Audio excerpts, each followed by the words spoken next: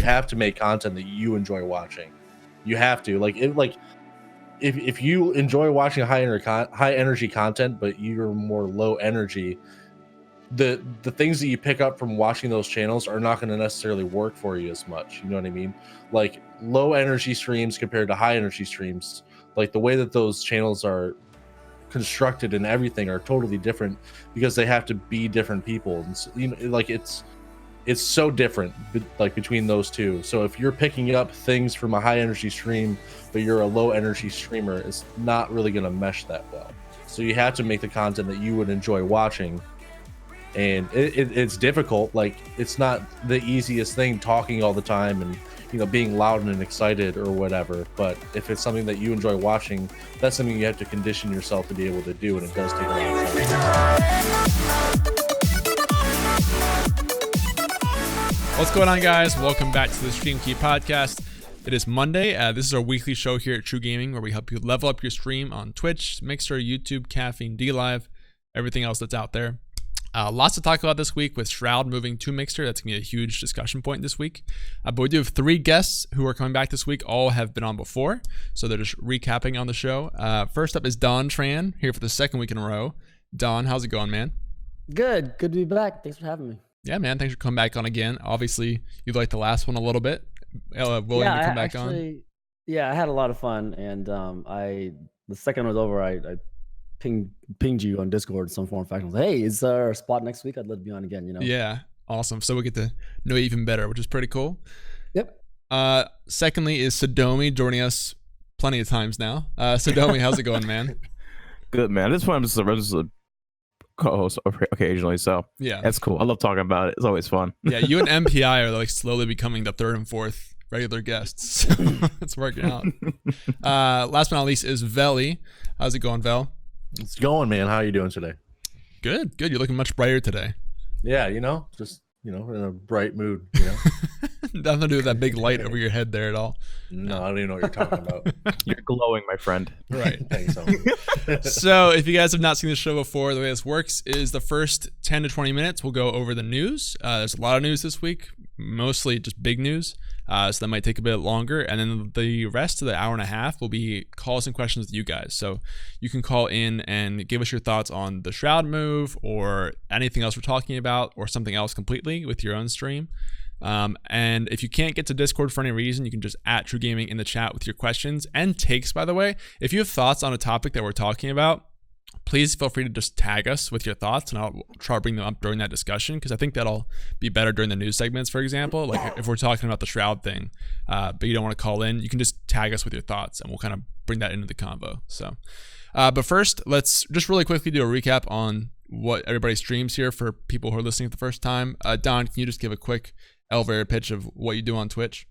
Yeah, I stream on Twitch during the weekdays. I stream mainly FPS games, and currently just been doing a whole lot of Call of Duty, as I feel like a lot of people are that are in FPS games. That's pretty much it. I threw up a Mixer stream this past weekend for the first time ever, and I'll tell you about it later once we get to the topic. Right. Yeah, we'll definitely cover that. Cool. Sadomi, a little bit from you. So everyone, I am a Rocket League streamer / semi-competitive player. I play in 2 leagues currently. For United Rogue, a 3v3 league, I play for the New York Insomnia, and for 2v2 minor league esports, I play for the Demolition. We just ended both of our seasons. We got to semifinals in both of them, so hopefully next season move up, we get that ring, So that's there my goal. Awesome. And Vel, you're last a little bit here. Yeah, I'm Belloc_TV, and I play multiplayer first-person shooter games on Twitch. Pretty much what I do. There it is. Call of Duty, right? You and Don. Yeah, I actually just started playing it a little bit. So yeah, it's a lot of fun. Nice. I've heard mixed things about that. Maybe we can cover that too. Not like all streaming news, but obviously a lot of people are streaming it. Yeah. I have to step away for just a second if that's okay. Sure, that's fine. No problem. Cool. So let's jump into the news a little bit here. Obviously, the big thing to talk about this week is the move from Twitch to Mixer for Shroud. So I don't know what day this was last week. I think it was Thursday, I want to say. Shroud announced that he's moving to Mixer. Just like Ninja, there was a whole professionally edited video that was over the top showing his move. A lot of details are still not known about the move. For example, we don't know how much he was paid. We don't know like other bits of the contract. People are, of course, speculating ridiculous numbers, 30 million, whatever. But obviously, this is a huge shakeup to the streaming game, and this comes after the Ninja move. A lot of people are wondering, will we see more moves after Ninja? Is just one? And people now, because of this, are kind of thinking, who's next? Is Mixer going to keep bringing more people like this? So I'm curious to get your guys' initial thoughts on the move. Don, I'll start with you. What are your thoughts? Yeah, so when that news came out, people were saying like $50 million or something like that. My guess that's probably somewhere comparable to Ninja's. I think, if Mixer is trying to get people to move to Mixer and to stream more, it's definitely working. Numbers are showing it's working. All the Streamlabs reports are saying that it's working. Streaming hours are going up. It got me to do it. I'm not gonna make it, a full-time switch, but just hanging out there for fun. During the off hours, people are saying Tim the Tatman's next or Dr. Disrespect. I'm not sure who's actually next. There was also the other streamer that moved over, right? What was his name? King Italian. Yeah. He moved as well. Apparently, that's another big change. Yeah, he's fairly big. Obviously, like Shroud Ninja, you're talking the top like 5 streamers on the entire platform. King Goth is not up there, but he's definitely a fairly large partner. I know a lot of people who look up to him as like kind of their reason to start streaming. So that was a big deal too. They didn't do a whole video shoot for him, but he did his own video. I think I heard his announcement on. I think I was watching like Lupo stream. He announced it on there, something like that. Yeah, he's close to Lupo, I believe. Yeah, I think they were playing COD together. But I was like you. I don't know if Ninja was going to be the only one, and obviously he isn't. And I don't think Shroud's going to be the last one. They're probably going to try and pull as many over as they can afford or see feasible. The effect that it's having, I think it's. I don't know if it's their desired effect, but I think it's working. Whether it's slowly or as quickly as they want, I don't know. But I think it is working. It caused me to go there and check it out myself, and it caused a lot of my streamer friends to actually go there and check it out as well. Not that it's a better platform, but it's something different, something new. Check it out, nothing to lose. Honestly, so that's why I went over there. Yeah, actually, one thing that's interesting that I heard from this move is a lot of people were saying they don't really watch Ninja, so they weren't affected by this. But then, Shroud, occasionally they do actually watch Shroud. So this was a move that impacted them differently than the Ninja one, which is kind of interesting.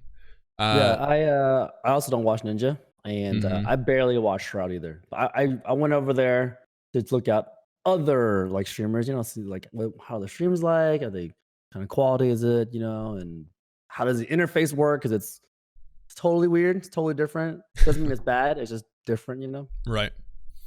Sadomi, what are your thoughts? Because you've experimented around a lot with Mixer. What are your thoughts on everything?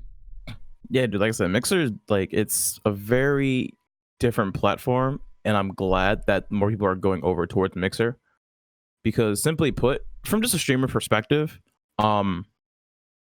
this is a very unstable beast. So any chance you can get as a creator to get stability, you probably want to shoot for.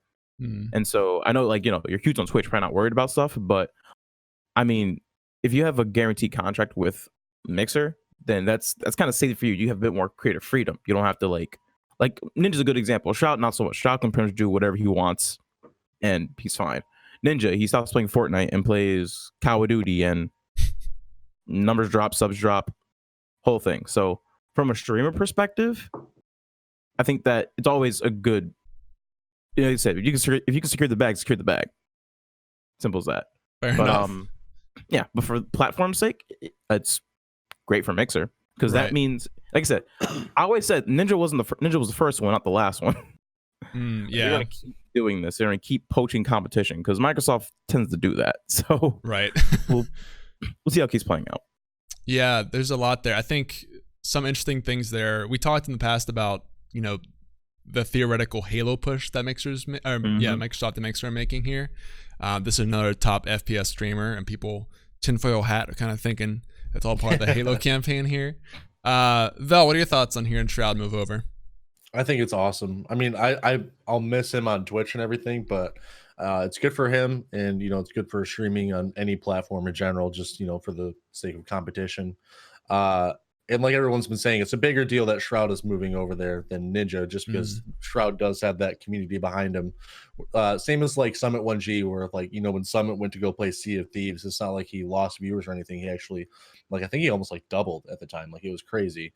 So Shroud moving to Mixer is a really, really big deal and really cool. And yeah, I don't know. I never really watched King Gathalion so much. I don't really have too much to say about him. But the fact that big streamers are making the moves like that, it's interesting for sure.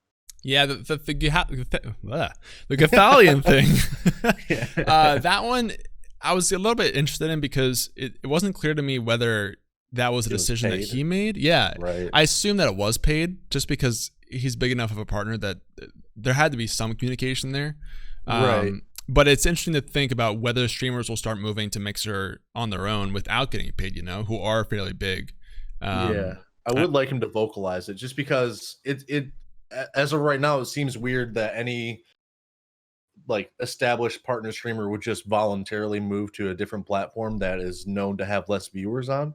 You know what I mean? Not to say that it's a bad platform or anything, but you know, the numbers show that it just doesn't have the viewership that Twitch does yet. But if he sees something in it, like maybe he made the move on his own, I'd like to see if he like clarifies a little bit on it, just to see, because it is interesting if, you know, people start making those moves on their own when they're already more than established on Twitch already. Right. Yeah, he so I tuned in and he was talking about it live. He didn't really say it, but he did say that he was in talks with Microsoft for a while now. Oh, okay. So I'm 99% sure it was a paid move. Right. Probably nowhere near got a contract as big as, you know, Ninja or Shroud, but right. I don't think he moved on his own will. without some kind of like monetary compensation. Right. Yeah, he definitely got paid. That is 100% guaranteed. Was it like $1 million? Probably not. But because think about it, you're not going to leave your job that you know is you know, concerned without having something in the back. Besides, he has enough influence where he can just leverage for like, actually, you want to throw him at least like 10K or something, like some, like, all right, yeah, here, there you go, cool, sweet, easy, free.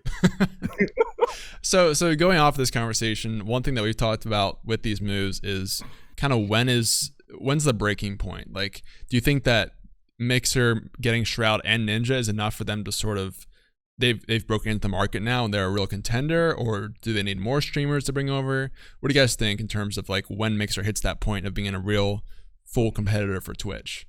I think. Go ahead, Bill. Oh, sorry. I think that you know, like top streamers are good to have just to bring over like the attention, but I think they need more like higher mid-level streamers, like, you know, people with like a couple hundred viewers and stuff like that. I think they need to start like finding ways to get those people over here.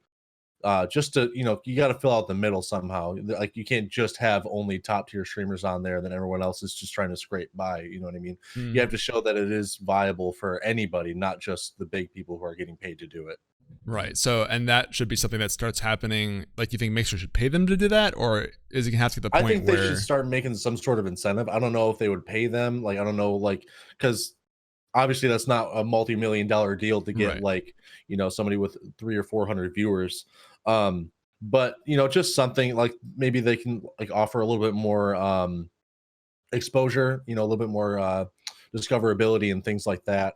Because if you start promising those kind of things to people who are, you know, are starting to pick up, you know, in views and everything, I think it'll be very enticing for people of like that size channel. Gotcha. So Demi, what do you think? Is this enough for Mixer, or are they gonna need more reinforcements? So I think Mixer's always been viable. It's just a matter of where they get the attention from. Because right now the problem with us discussing this is we are all in the same niche together. So we don't have the outside perspective of like the general populace. Even the general populace still doesn't know Twitch as well. And Ninja did help bring it to the forefront a little bit. But until one of the platforms can solidify a presence on the main, like, how do I put it, in the outside of the gaming community, outside the gaming world, internet world, then they'll be fine. They'll be fine. I think if they have a really large charity event and they get a absolute killer of media press for it, or once Halo drops, one of those two. Right. I think actually what's interesting is I saw a clip from Lupo, and people were asking him, you know, like, how much would Mixer have to offer you to move, right? And he said he was never going to do it because of charity streaming. His argument was that like basically on Mixer, he'll never have the same reach he would on Twitch with the current state of things, and therefore he can't raise as much money for charity on Mixer versus Twitch. Which, of course, like that could also just be something that you just say to sound good. I'll give him the benefit of a doubt considering what he's done in his history. But that was an interesting point to think about. Like the reach on Mixer, you just can't argue is not the same as Twitch yet. It's just not there. So that's a fair point, I think, when you're looking at this, and maybe an argument why you still need to bring more people over to Mixer or just generate more viewership. But Don, do you have thoughts on in terms of like when is the breaking point for this? I don't know when the breaking point is. That's probably like a business decision that they make. But I think they're not going to stop. I think it's still going to continue. The rumors are flying. Not the rumors are true, but I think they are going to definitely bring some more out there as well. I listened to Lupo a little bit this weekend as well. He said he would never move. That again, who knows if that's actually true or not? But he said he would never move. He goes, "Hey, you know what? Ninja and Shroud left. I am Ninja and Shroud all in one now. So just think about his market share could potentially increase because there's a gaping hole now in Twitch. And if you watch Lupo like I do, I like Lupo. He seems like a good dude, honestly. And his numbers have been going up like almost fourfold now. Since the Ninja move, and then with Shroud, it's probably gonna go even more. I streamed on Mixer this weekend. Just a quick thing about it. I streamed for sure. I mean, I just went on there and I was like, yo, I'm just gonna throw up a little scuff stream, see how it goes. Mixer, my viewers told me that I was on the Mixer Discover page for like 4 hours on both my streams on there. And so I averaged like 30 viewers, which is really weird, but I still don't know how Mixer actually works. But it was fun, not gonna lie. It was just, I can't tell if it's fun because it was new or fun because it's actually fun, so I don't know the difference, honestly. Right. Do you think you're gonna keep trying to stream there? Yeah, so I'm still gonna stream on Twitch because Twitch is where home is, it's all where all my Twitch friends are, but I'm gonna stream on Mixer during my off hours just to check it out, and I'm really there just to learn more about Mixer. I'm not really there to grow on Mixer. If I grow, cool, but I just want to see what it's about. So whatever Twitch Mixer's doing about the whole Ninja and Shroud thing, it's worked for me. It's worked for a lot of my friends too. At least they go check it out. Yeah. One point on the Mixer and Twitch discussion from the chat from Babacom, basically saying, is it possible for both Mixer and Twitch to grow without taking a hit from each other? Like, is the market gonna be big enough where both can grow to be bigger than they are now, you think, or are we sort of hitting a cap where one's gonna have to take over the other? What do you guys think about that? I think the Facebook effect has to hit. What's that? I think the Facebook effect has to hit. Okay. You want to explain that? Yeah. So sorry. So once, people who are slower to the tech curve catch on to Twitch and Mixer a bit more, and there's a bit more, because there's a lot of stuff on Twitch and Mixer that is not game related that people who are not in the gaming sphere would like. And for instance, cooking shows and like cosplay shows and like art. Creative directory, maybe not the biggest, but I think that's the biggest draw if you want to bring in the more outside audience. And so doing that live would be pretty cool for people in the that's why I say the Facebook effect, because Facebook, if you notice, it started with like the college kids and got older and older, and eventually everyone's grandma and mother was on it. So I think it has to get the whole Facebook treatment, and then there'll be space for both. And I think maybe the way Twitch was kind of going, Twitch would be more focused towards the less of the gaming aspect, also having a lot of esports, like the major channels, and then Mixer for more niche gaming titles going in the future. Okay. Again, that's very speculative, and I don't know anything like deep about it, but that's what I think is already the best chance for that to happen. That was going to happen. Right, for sure. Don, did you have something you want to bring up there? Oh, I think that Microsoft doesn't want to overtake Twitch. I think they want to coexist, and I think they can. Like, I think the Facebook effect, I didn't know that was a term, but I was gonna say that's the streaming platform in general is growing, so I think there is room for both, who's to say that they will coexist? I don't know. I think Microsoft wants to coexist with Twitch, but if Microsoft wants to take over Twitch, that's on them, Could be. Yeah, I think it would be hard to overtake Twitch without spending a lot of money, which they've shown they're willing to do. but it's gonna take some time too, because Twitch has been around for so long and so established. So, Vel, any quick thoughts to add on this? Yeah, just the user base will have to grow, like everyone's been saying. It's hard enough for, for more streamers to get as big as, Tim the Tatman and Ninja. Not to say it's impossible, because it's totally possible, but it's harder for people to get to that level when, like, obviously you need more people for more people to grow to that size. And so it's already hard enough for one platform to have that. So if you have two that are kind of competing to both be like, top tier, like have a full roster of very top tier streamers, the user base is going to have to increase quite a bit. Mm-hmm.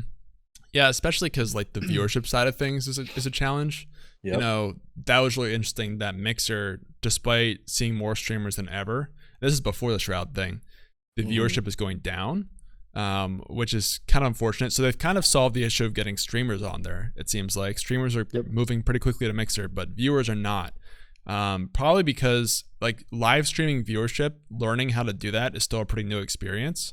So it feels like it's tough to compete within that industry while you're still trying to teach people how to use it in the first place, if that makes sense. That's why you didn't see a lot of like serious competitors to Facebook when Facebook was starting. Nothing like that really made a dent. Like Twitter was very different than Facebook, because each of these social medias has like a different way that you use it, sort of. So it's tough to make two of those at the same time, and people just kind of stick to the one that is more established, I think, most of the time. Right. Yeah, it's so I agree. It's all about like educating your customers, and streaming and watching streams is still super duper new, and then, but once I think that streaming is going to be a huge thing. I mean, I think Microsoft recognizes that streaming is a thing, and it's not going away. That's why they are dumping so much money into this, and there's no way that Microsoft has a bad team behind them. I don't think, at least, but I think streaming is going to evolve, whether in terms of gaming or something else, who knows? But I think streaming is totally just something that's really new, especially to the older generation, to like my parents or whatnot. It took them forever to get on Facebook, and if they get on Facebook, they can definitely get on some kind of streaming thing. Like my mom doesn't watch TV anymore; she only watches YouTube. And so getting people to learn YouTube was a tough thing initially, and now it's pretty much mainstream these days. And I think streaming will eventually get there. I don't know how long it's going to take, but I think that it will eventually have that kind of same effect. Right. Yeah. Sorry. Go ahead. Oh, sorry. I was just going to say Marmar306 in the chat says Facebook is growing pretty fast. Don't sleep on them. The one thing that I have to say about Facebook is like it's really easy to click on a stream, but I'd like to see like the percentage of users that stick around, instead of just, they're there for a little bit, they see what's going on, but then they back out, faster than the average on Twitch or Mixer.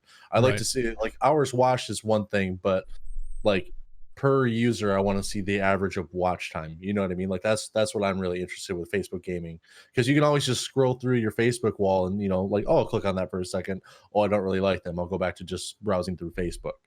Yeah, I think we talked a lot about Facebook in the past, and it kind of goes into what we were just saying. Like the problem with Facebook streaming, Facebook in general, is that they're doing all these different things, and most people don't go to Facebook to watch live streams. They go to read their statuses or post pictures or interact with friends. That's not the core reason most people are going to Facebook, and I think that's been an issue with them. And that's why even things like Facebook Marketplace and whatever else, they're just trying to get their foot in everything.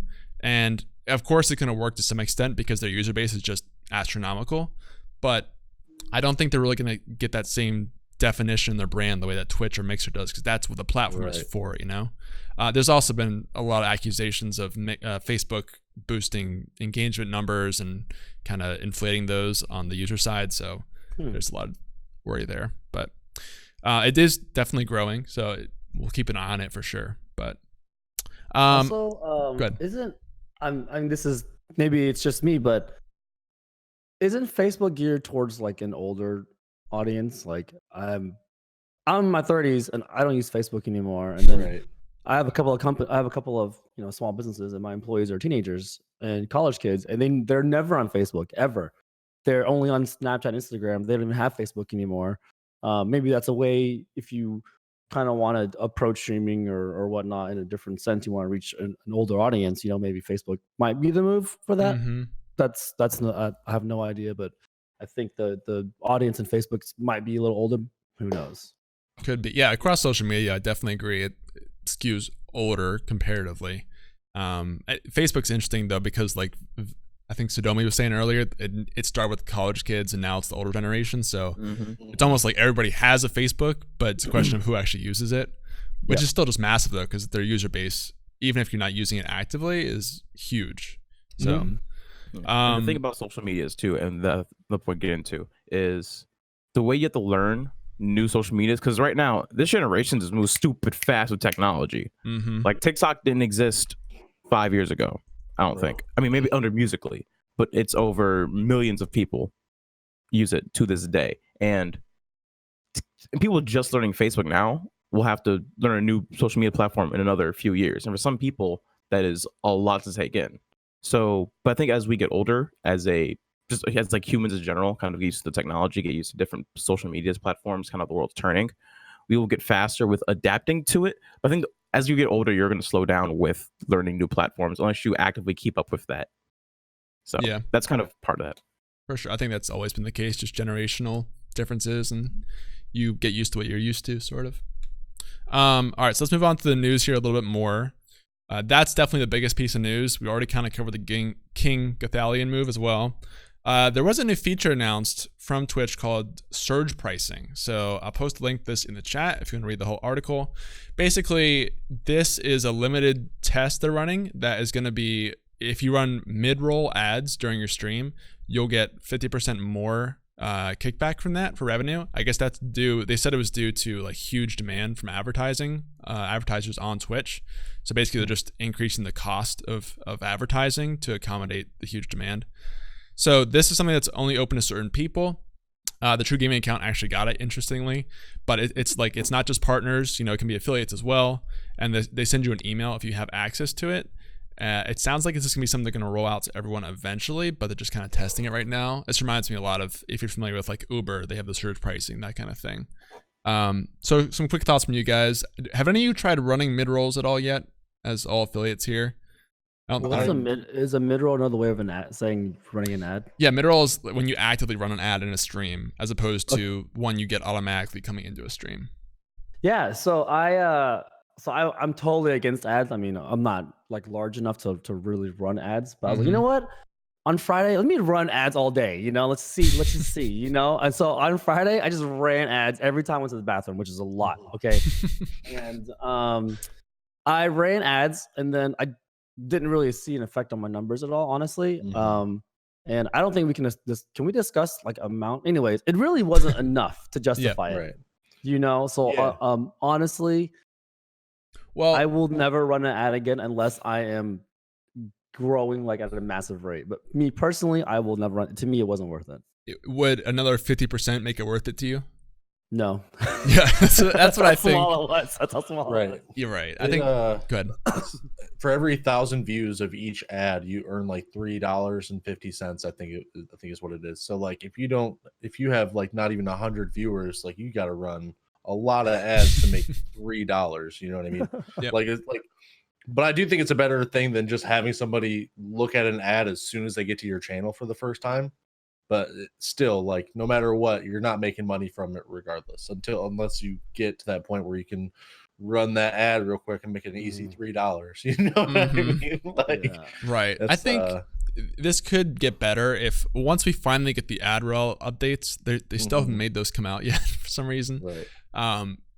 Once you know that your ad viewership is always going to support the streamer, you might see more of this happen. But like right now, it just seems like there's, like Don said, it's so hard to justify it if you're not some huge streamer. And even then, I don't know, compared to like the on-screen time you're losing by running those ads might not be worth it, honestly. So Sadomi, you have thoughts? I've barely even streamed because my PC's been on fire, but yeah, no, I don't, like I said, I wouldn't run ads right now. I mean, only time I run ads right now is if, let's say, I got a mega host from someone from Cloud9, which happened a few weeks ago. Just, all right, hit ads, bye. Goodness God.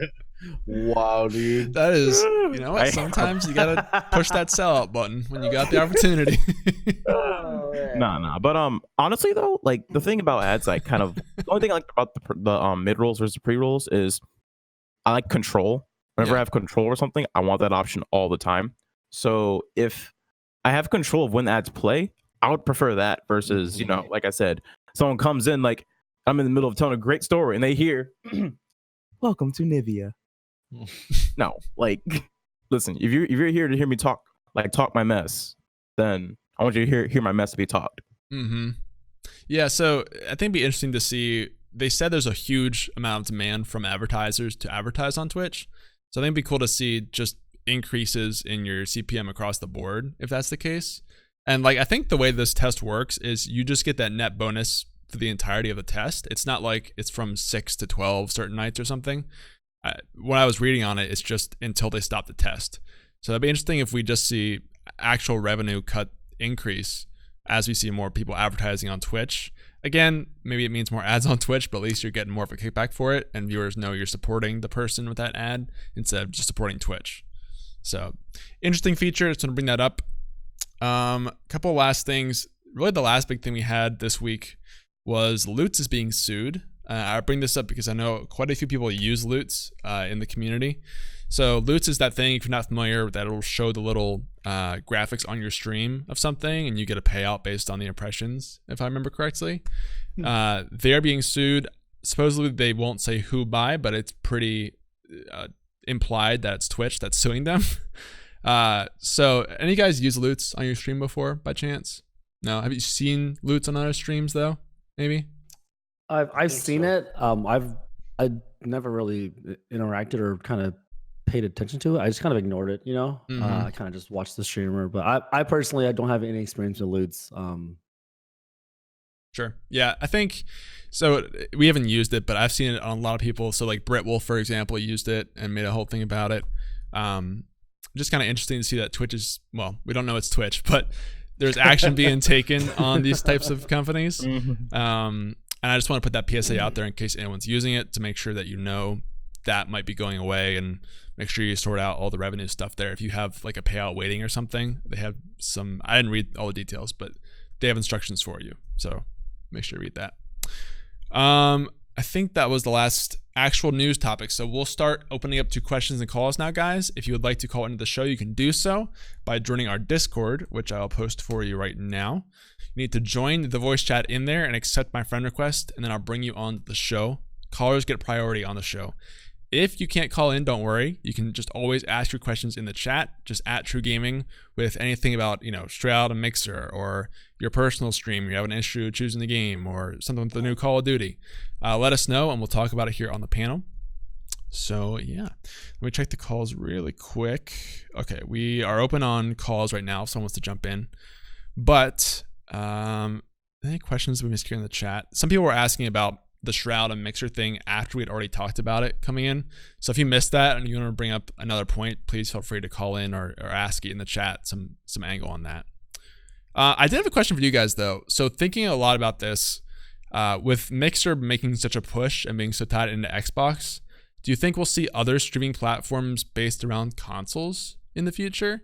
Since Mixer, I mean, I would argue it's seeing pretty good success so far. Do you think like PS4 or Nintendo or Steam already has some sort of platform, but do you think we'll see more of other platforms trying out streaming? So we should break this down into three categories first. Nintendo, nope. PS4 and Sony. The only way I see them doing it, I think this would be a good idea. Well, I don't know. It's weird because with Sony, if they want to, they can, but I really don't think they should at this point. Because there's enough, like I said, for the cost it would incur versus the benefit they would get, I don't think it would be worth it. They have their own like streaming thing on the PS network like platform, right? But I feel like it's the most dead thing in the world. I've never like actually watched a PS4 stream unless I actually clicked it while searching the PSN store. So I think the only real viable ones would be through, I know Discord doing their streaming, which is actually really good for esports teams. Also, yeah, because So you can watch replays from games in chat with each other in a private setting, and just you can start it up like instantaneously. So I know with my team, after a game or after we play some casual whatever, and if we sucked, I'm like, all right, let's watch it back. I hit that stream button, and we go into replay, and it's like instantaneous. People can watch on their phones. People can watch on their desktop computers where they are in their Discord overlay, and it is like smooth, buttery, instantaneous, almost like Mixer's FTL. It is great. Yeah, it seems it's a pretty cool feature for sure. So you don't think though that other consoles will try that out? No, Nintendo can't get their basic online working. You think they're gonna get streaming working? Like Jesus Christ, have you tried playing Smash online? Oh, I have. Trust me. Have you? Yeah. We're not gonna talk about that. No, I just want to kind of bring this up to see your guys' thoughts. I personally agree Nintendo is always so far behind the curve with the internet that I don't see it happening. But PS4 is like the main one I'm interested about, right? Because I think they have a solid argument. Vel, what do you think? I think, I don't know, because it depends on how Sony's doing with their Sony TV or whatever it's called, PlayStation View or whatever. Because, you know, that seems to be a little bit behind all the other, like, you know, streaming platforms as far as like internet cable. I think it'd be smart if Sony decided to like partner up with somebody. I think that that'd be better for them. I can totally see Nintendo trying to do their own streaming service like that. Like to me, that just seems like a thing that they're going to try to do that won't go well. Like it could be really cool though. Like if they were somehow able to pull it off, like, you know, miraculously. But I think Sony would probably like it'd be in their best interest to just join up with an already, you know, established streaming service. That's obviously not going to be Mixer, just because, you know, Mixer's been having a rough time, you know, and they've invested a lot of money into their platform, and it's still like it's competing with Twitch, but it's not really quite there yet. You know what I mean? Right. Do you think like there's a world where PS4 makes more of a connection with Twitch then? I could see that. I could definitely see that. It'd be smart for them. It'd be smart for Twitch to, you know, pull more PS4 streamers, because, you know, obviously Mixer has the Xbox streamers for the most part. So I think it'd be smart for those two to try to work together. The console wars V2 with the streaming now. That'd be interesting. Don, any thoughts there? I honestly think it will be smart for them to kind of try and find their way in some form or fashion, either themselves or, like Vel said, to kind of team up with another company or whatnot. I think they recognize that, you know, streaming is going to be something, but, you know, a lot of people are like, how do we break in? You know, because there's going to be a lot more streaming platforms that's going to pop up as streaming gets more popular. Twitch is already popular. Mixer's already making a name for themselves. You know, there's going to be more. I think PS4 is going to try and figure their way out in there. You know, that's just what I think. But I don't think that streaming is going away anytime soon. So if Sony, you know, wants to increase, you know, if they want another revenue stream, you know, I think finding a way into the streaming world is probably a viable step for them. Now, again, how much money does that cost? I don't know. How much money has Microsoft dumped into Mixer? Probably a lot, you know, but, you know, it takes money to make money. You know, they both know that. Obviously, Sony definitely knows that. So, I mean, I'm not sure what the metrics say in terms of like, should we invest in creating a streaming platform or not? You know, how far do we push it? How much market share do we want? Do we want to just own a tiny piece of it? You know, it's a lot that goes into it. You know, but I think whenever you do, in my opinion, if PlayStation had one, it would be better than Microsoft, because the general consensus from what I hear is that Microsoft is more of a younger crowd and PS4 is more of an older crowd. And me, I just prefer more of an older crowd, but that's kind of what I hear. I heard Xbox is a bunch of squeakers. I don't own Xbox. I only own PS4. So, gotcha. Yeah, that's a whole other conversation with which console to own. But it's interesting, I think, just to see if PS4 or even like Steam makes more of a effort to make more influencer type style platforms. That'd be kind of. It makes some sense, I think, with the games they're pushing. One of my friends streamed on Steam before. I'm not sure how. I didn't see it, but one of my friends streamed on Steam. Yeah, that's one thing. Seen a Steam stream. Yeah, you can stream on Steam. That's hard to say. But I don't think there's any public profiles for the person. It's just for like watching friends or they'll show you on the game page, but you can't like go follow that person to watch more broadcasts, from my understanding. Yeah. So it's kind of limited. But it's weird because like we had someone who applied for sponsorship who was getting like 30,000 viewers or something on Steam, but there's no profile. So it's like you're just kind of demoing a game and then that's it. It's weird. Yeah, that's exactly what my friend did. He was like a partner for a brand new game. And I guess the game had his stream on, you know. I'm not sure if he had a profile, like you said. They just show him. And on his stream, he did put a little thing in the bottom that says his Twitch channel, you know. So maybe there isn't, like you said, a profile. You can't click on it or whatnot, you know. You can't chat or whatnot. It's just literally just watching a stream with no interaction or something like that. I don't know. Right. It seems like there's a big opportunity if Steam wants to go more in an influencer direction with that and actually make people streaming on Steam. So we'll see. All right, we had a question from Jimmy Touchdown who said, "Can fantasy football break out on Twitch?" So anybody do fantasy football stuff at all? I don't, but I've wanted to. Okay, so Sadomi, you think? But so one thing I think about fantasy football is that whatever it is, it needs to be a 24-hour live source where you can just look up information, like scrolling statistics, like Sunday, scroll bars. What's happening? This is happening here. This many points here. This many points here. Like it needs to be updated to the minute. Because I know fantasy football heads will be loving that. Put that on the big screen on the Sunday. Have red zone on like 6 TVs on the left. Get the beers and the pizza in the middle. Get the screaming. Get the money on the pot. It's... Whew. There you go. So that'd be dope. Well, so I'm kind of confused by this question. Is it about fantasy football as a whole, like official coverage from things like that, or is it someone just covering fantasy football? That's sort of what I don't understand. His name is Jimmy Touchdown, which makes you think that he's covering fantasy football. Yeah. But Jimmy, if you can give us a little more thoughts there or a little explanation.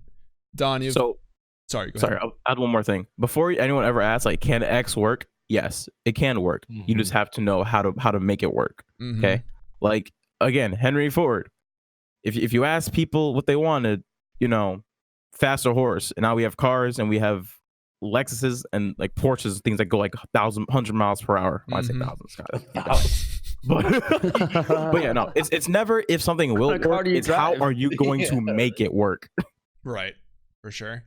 Don or Vel, did you get some thoughts on fantasy football? Yeah, so I personally do fantasy. I've been doing fantasy football for, I don't know, 15 years, something like that. So I'm a huge fantasy dude. And I know the NFL is like, they sponsor like some streamers now, like Tim the Tap Man. They, on Thursday nights, I think he streams football now. So I think that the NFL recognizes that there's some, you know, there's some kind of reach out here on Twitch for football, you know. Now, with fantasy football, maybe I don't know how it would work, you know. Like if I'm watching fantasy, the best way for me to watch fantasy is to honestly just like look at red zone. Red zone is my crack for fantasy football. That's what I care about. That's what I would look for. So if Twitch did something like that, that would be cool. But then again, I'm not sure what Jimmy's actually asking in terms of like how does it work, you know. But in terms of these days, we want to see how our players do instantly. The instant we get it, like the instant my fantasy player scores, I'm literally screaming and yelling, and I'm like texting my friends, like, you know, bunch of mess, you know. So that's how fantasy football works in my circles. My guess is it's like that in similar circles as well. So if fantasy football were to exist here, you would have to somehow customize it in some form or fashion towards like their viewer and their players, which I don't know if that's seems very hard to do. Not that there's not a market out here for it, but I'm not sure how that would work. Yeah, it's a little tricky. So some more information from Jimmy. He said, I played daily and weekly for several years. Info is my own research with YouTube as a way to hear other voices in the game. I want to do a red zone play-by-play with fantasy updates immediately. Go for like 6 to 7 hours on Sundays. So Jimmy, I'll give you a quick breakdown of what you should do. At least what I think you should do, how I think it should work. Facebook profile, or Facebook page, Twitter page, Instagram page, Whatever other social medias you feel like adding on that you're comfortable using or you're not comfortable using that are coming off. Maybe not TikTok, 'cause that's a little too long form, I guess. But focus on those main ones. The minute something happens, you have a pre-rendered alert video. Get a clip. Hopefully NFL doesn't shoot you in the butt for it. Post it, link it to your stream, live updates. Keep doing that. Use every tag you can. Boom. Interesting. See, fantasy goes way over my head, so I'm just letting you guys roll on this one. Don, go ahead. So I watch Red Zone too, and he's saying, what I want to do with Red Zone. I want to do Red Zone play-by-play with fantasy updates immediately. Go for 6 to 7 hours on Sunday. Okay, so I watch Red Zone just like you do as well. And what they do is they have a bunch of games on, right? And then they'll zoom into one where someone's inside of 20, and they'll watch that game for a little bit, or someone's about to score, or they'll switch to a big play, and they'll commentate over that. So if Jimmy wants to do this, that would be the way, honestly. But whenever someone's not in the red zone, you're gonna have to figure out a way to fill this dead space. I'm not sure if you want to make your channel exactly like Red Zone. I would think you'd want to, because what Red Zone is doing is they're doing a great job on it, and it helps me with my team and makes me interact with it. Not interact, but it makes me watch it and pay attention, because your players will show up and then you actually care, especially with the Red Zone. So if you want to base your channel off of how they do, I think that's a good hit. That's a good way. Now, I don't know how that works with. Isn't that copyright or something? That's what I was gonna say. No, you're not copyright die. issues. You'll get sued. Only thing you could use is you can't show the live game, but maybe they have those displays, right, of how close things are on the field. Yeah. I guess you could do that. It's not ideal, but yeah. So if you take away the video aspect of showing the game, I don't know. The content might be able to. Right. What if you flip the video? Is that still copyright? One thing I want to add here, just as I'm thinking about it, there are. So here's a kind of a parallel. In League of Legends, you can't actually stream the games that are happening. So some people will analyze the games as they happen for the world events for League of Legends, but instead of showing the live gameplay, they'll just put a timer of what the game time is or whatever, and then talk over the game. And the design is for you to pull up the stream on one panel and then the other person in another window, and mute the official stream and listen to the other person. And that sounds like a lot of steps. No one would ever go through that, but there's 7,000 people watching this guy talk over a game. So that might be an option, hey, if you want to watch this thing with me, here's how it works. Just turn on the game to this setting, or watch Red Zone with me even, and I'll play off a Red Zone and make kind of an additional content for that. So that could kind of work potentially. Vel, sorry, go ahead, Don. But League has a large presence here, right, on Twitch. Yeah. Mm-hmm. Yeah, so the directory is huge. The football directory probably is a lot smaller on Twitch, maybe that's why that works. Is he entertaining at all? Maybe yeah, he's very, and he's he's a shoutcaster in the scene professionally too. When he's on the official broadcast sometimes, but when he's not, he spends that time streaming and doing it anyway, basically.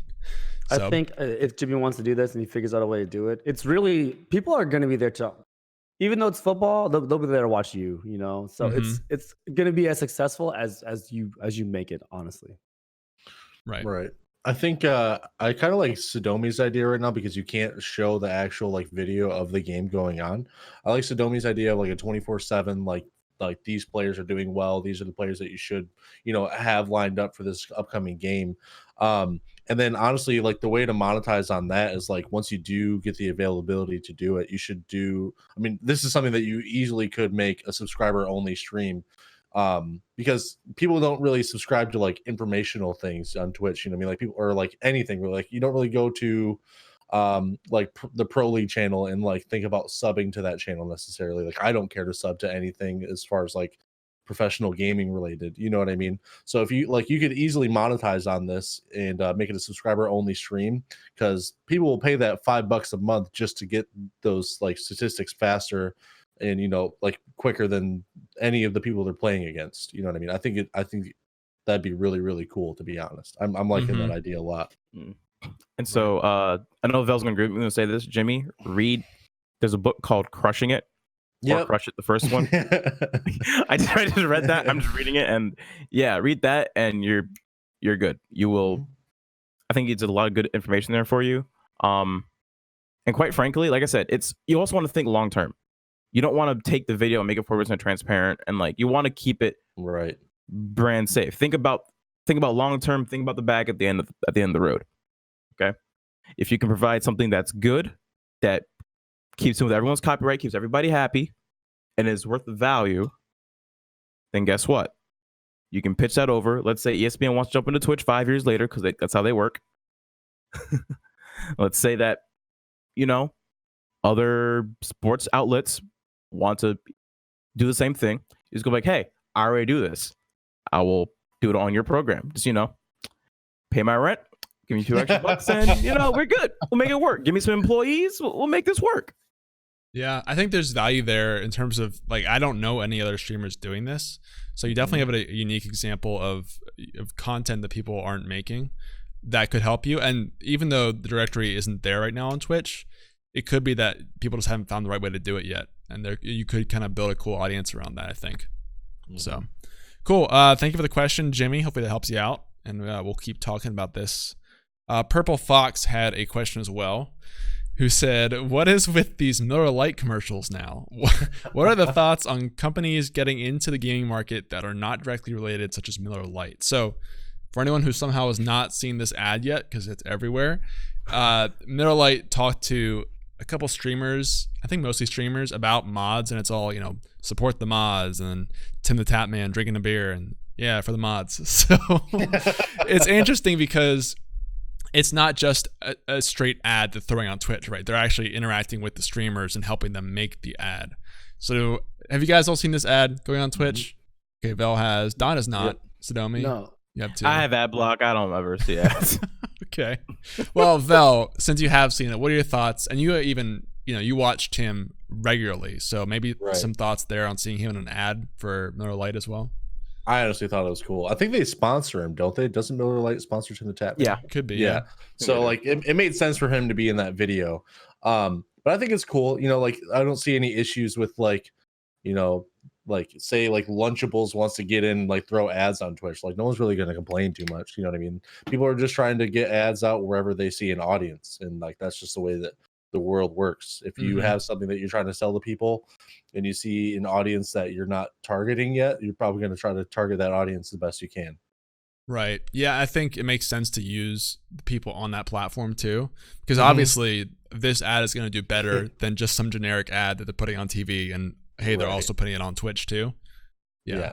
It's not like they have like Brad Pitt like on a Twitch ad drinking a beer or whatever. Like no one cares. Like you see Tim the Tatman drinking a Miller Lite. Oh, like maybe I should go buy a Miller Lite today. You know what I mean? Because I know him. Like I see him on a regular basis on Twitch. Like it's cool to see those familiar faces. Right. I agree. Now, go ahead, Sadomi. Yeah. Now, one thing that I think is really big gray area here is the audience. Okay. Because I assume a lot of Twitch is under the age of 21, a good amount of it. And also advertising alcohol to minors. There's a gray area there. It's I know you can do it I know football does it, but I feel like it's just kind of, I don't know.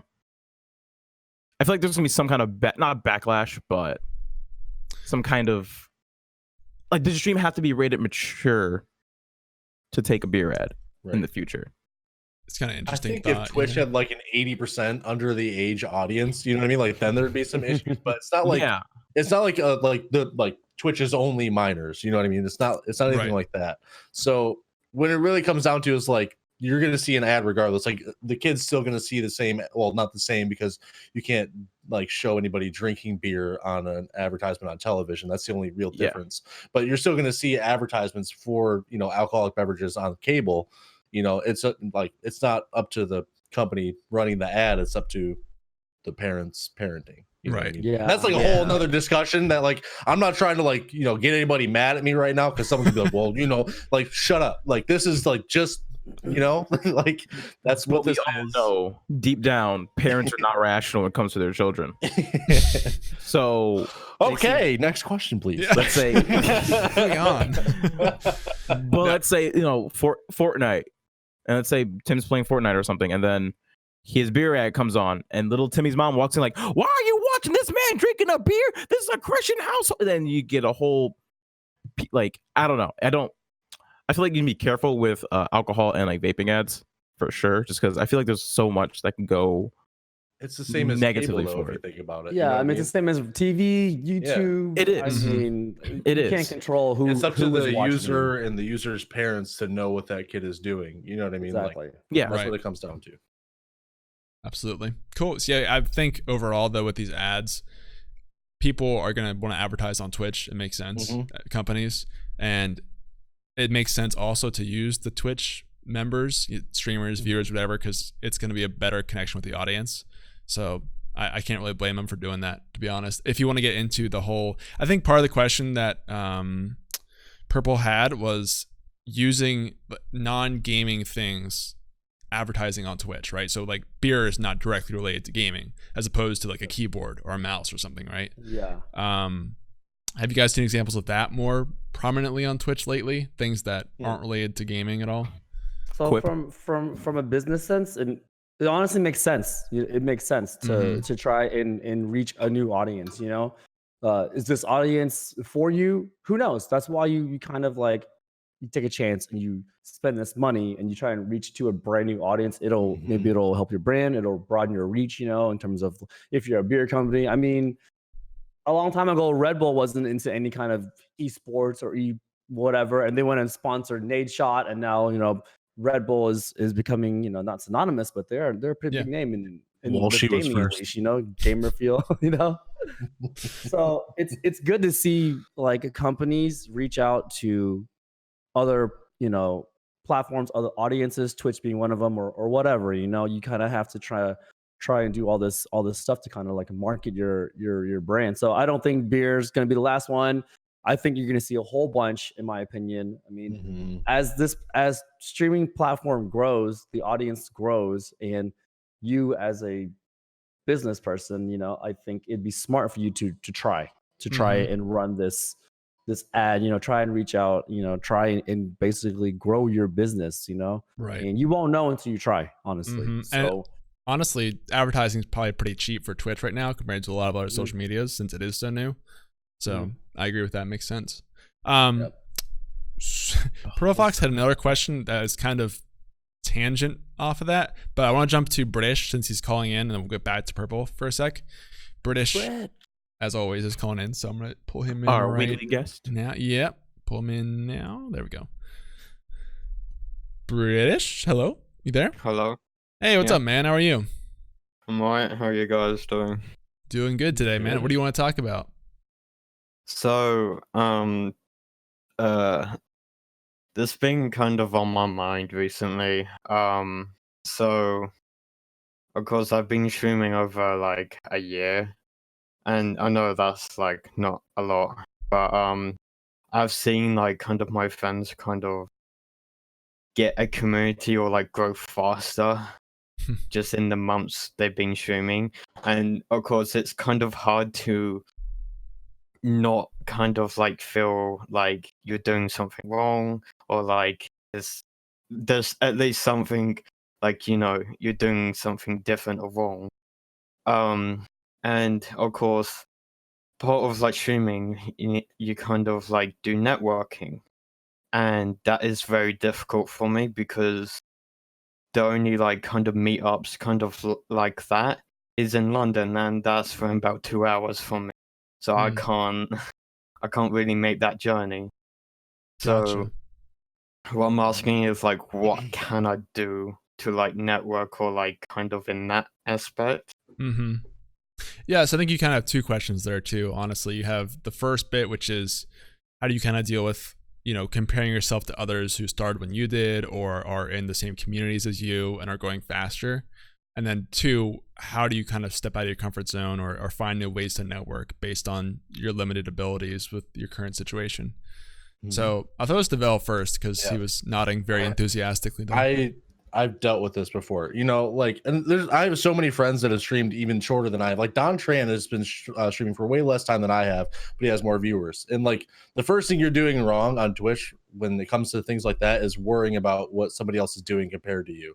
It's not your stream, it's not your channel, you're not them.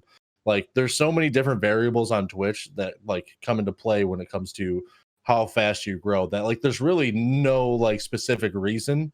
Like it can just happen. Like maybe he is a better streamer than me, but at the same time, like I'm not going to focus on why someone else is better than me. I'm going to focus on doing my thing and just being the greatest that I can be. And then while also just making sure that the people that I'm around, like the people that are around me, I support them as much as possible. Like Twitch is like a really friendly competition all the time. So if you're worried about other people, you're not focusing on bettering yourself. You know what I mean? Like you can use other people for inspiration all you want, but I totally understand what it's like having friends pass you or whatever. You know what I mean? Like it's really easy to get caught up in that, but you got to kick yourself in the ass and get out of that mentality because it doesn't do you any good. You have to. Like I was in that slump for like a really long time, like years ago, and you just have to do your best to be you and be entertaining. If you think you are doing something wrong, the first step is to not worry about what other streamers are doing. The second step is to really evaluate what you do as a streamer and who you are as a streamer and where you're trying to take it and how you're trying to be on that channel. You know what I mean? Like that's like there's so many things that come into that. Like you're basically just asking like how do I grow on Twitch when it comes to that? Because the other people don't, like, that doesn't matter. Like you're focusing on the wrong things. You need to be worrying about your own channel specifically and like what you could be doing that's different and also works really well for you and your personality. Mm-hmm. Yeah, I think that's something that it's natural to kind of compare yourself to others, right? We do it in everything, but especially on Twitch, and that's something that doesn't really go away as you get bigger. You know, you even hear about the biggest streamers. You know, Lyric and Summit both had crisis moments in the past couple of years of like losing the throne, and they had to take steps away because they felt like they were losing their steam. And so like even if you're at the top, you're either like someone's above you growing faster or someone's coming to take your spot. This never goes away. So I think it's okay to feel that in the moment, but then like Velox said, just to step back and realize like it's okay. I don't need to worry about what other people are doing as long as I'm focusing on what I'm doing in the moment. But he had another point to that question too, which is, you know, how can I find new ways to network and do that more effectively? So I kind of throw this to Sadomi next. Do you have thoughts on that? Networking. So the first thing you should do, everyone should always do, go on with the plan. Don't just be like, hey, you want to do stuff together? Because what does stuff mean? Stuff doesn't mean anything. Go with the plan. Be like, hey, I'm shooting a podcast. I'm gonna make 10 episodes. I want you to be in the 6th episode. We're gonna talk about X, and Y, and Z. Are you down? Boom. Like that, make it as easy for them to be like yes, and put as much work into it so they don't have to do any. And then you'll get some good results there. Because if you come in with something prepared, it shows, like I said, it shows you're prepared, it shows you're ready, it shows you're willing, it shows you're proactive. Okay. And also you're not gonna get every single person to do everything you want to do with you the first time. Okay. It's like asking a girl out. Like you're gonna ask out 10 girls or you're gonna ask out 1,000. You'll get more hits with 1,000. And then you can start out from there. Like I said, it's not about it's about quality, sorry. If you do it only once, you're not gonna get as much. You do it 100 times, even if you only get once out of 100 times, you still learn from the other 99 rejections you got. So just keep asking, keep punching up. Like if someone is way bigger than you and you're like scared to ask them, screw it, just ask them. What are you gonna do? Say no? What are you gonna do? Ignore your message? Okay, next person. Keep it moving. Let's go. It's true. And so there's a balance of quality and quantity there, because you also said you still need to make something specific and kind of put work into making that, right? But then at the same time, you need to make sure you're hitting multiple people and not just hoping to God that this one person will say yes, and then if they don't, you're out of luck, right? Okay, gotcha. Don, you have thoughts for British here? Yeah. So I think that you're always going to compare yourself. Just what GreenChord said, it's natural. I do it all the time. I don't want to, but it's human instinct to do it. Someone will always be growing faster than you, and you're always going to look at them and be like, what are they doing? What am I not doing? It's natural, right? So that won't ever go away, Britt. I'm sorry, but it won't ever go away. But what will go away is how you deal with it. You know, it's gonna be there, but don't worry about it. Don't focus on it. You know, you grow at your own pace. Everyone's Twitch story or Mixer story or whatever story, everyone's stream story is different. You know, and that's what you have to kind of realize. Now, the second thing on how to kind of like network or make friends or grow a community, which is what everyone wants to do. I so this is a podcast, right? We can disagree. I disagree with what Sadomi says. I don't like when people do that. I don't like when people come on my channel like, "Yo, let's join this." I actually don't like that. Wait. I It's an think in channel? yeah, is that what you're talking about? Or Oh just no. somebody- You don't gotta go on his channel. I mean, like send him a DM or something, or like Oh, message him, or okay. give him a phone call or something if you got the phone number. Okay. Yeah. So I think the best way to meet people. My bad, Sadomi. I totally missed. Oh no, you're good. You're good. So I think the best way to kind of grow a community was what I'm trying to do is grow an actual community, is focus on organic growth, go to somebody, make some friends, like be genuine about yourself, and then if that happens, great. When someone comes to my channel, I'm like, yo, how's it going? And then I'm like, yo, get in Discord. I think Discord is really key. I think that's a lot of my community. We chat all the time in Discord about all kinds of stuff. And they kind of want the interaction with you, Britt. So like if someone joins your Discord, Britt, show them some attention, be like, I think your community grows as how active you are in Discord, especially when you're starting out, like I keep my Discord super active. I talk to them every day. Good morning, good night. What's going on? What are you guys doing today? Let's post this. Do you guys want to play games together? So I think it's all about organic growth, like don't try and force it, just try and when someone comes to your channel, be genuine about it. See if they want to join Discord. If they do, try and build like a relationship with them. It takes time, honestly. It really does. I'm on Discord more than I want to be, but it's just part of you. Kind of have to just I just saw Vel's chat, by the way, in the and I saw TRUgaming's chat, by the way, in the thing. So I just saw it. But I think you just have to be genuine about yourself, and in my opinion, Discord is super key. It is super duper key. And that's why I like how Discord rolled out the streaming on Discord only thing, I think that's super cool because a lot of my community wants to see me play games when I'm not streaming. Like, what are you playing? Let me watch. And we'll hop into a call and just watch me and we'll just talk about random stuff. Right. Well, my thought there is British, who are you trying to network with? Is it other streamers? Is it viewers that you're trying to find for the community that you mentioned? I think this is the biggest problem with me because like even before when like I started streaming, I was like, being genuine to everyone I was going into chat. And I think like the issue is I'm worried to ask because I always like try to give and have nothing in return. I don't want anything in return in that sense. And I think that is my biggest like issue with networking is I'm too worried or too scared to ask to like, to network with like a streamer or anyone. Yeah. So I think I wouldn't use the term network. Like go to a stream, make friends. And then as you make friends, your friends will watch you, because that's kind of why I don't really watch a lot of huge streamers anymore. I watch my friends on Twitch. Like I watch Vel because we're Twitch friends, so I go there, okay. But I'll watch him, because we're cool like that. Now I'd watch him. I watch him over Shroud or Lupo, whoever in the morning, because you build like a little like relationship, So I would say is go to channels and make friends with the streamer, make friends with the other viewers too, and then if they ever find out that you stream, they'll probably come watch you because you're friends with them, right? That's kind of how it works. I have a question real quick. Don. So I'm using Don as an example here because he said he watches me. Like Don came into my channel one time and like we just connected and everything. We watch each other stream because and like this is my question. Would you like, even though we are friends, Don, would you watch my stream as much as you do if you didn't like my content? No, like exactly. Yeah. So like networking means a lot, but at the end of the day, like if you're not confident in your content, that's what the issue is. It isn't the networking. You know what I mean? Yeah. Like you need to find that confidence in something that your content, like something that you think is super quality content. Not to say that I think my content is amazing, because like I'm not like that. I'm very judgmental of my content at the same time. But like I'm also confident in it that like I know that there are people there that enjoy it, and I know that I can make it so people have a good time while they're there. Yeah. So that needs to be like, it's always content first and then everything else after. Like networking doesn't mean anything if the content isn't there.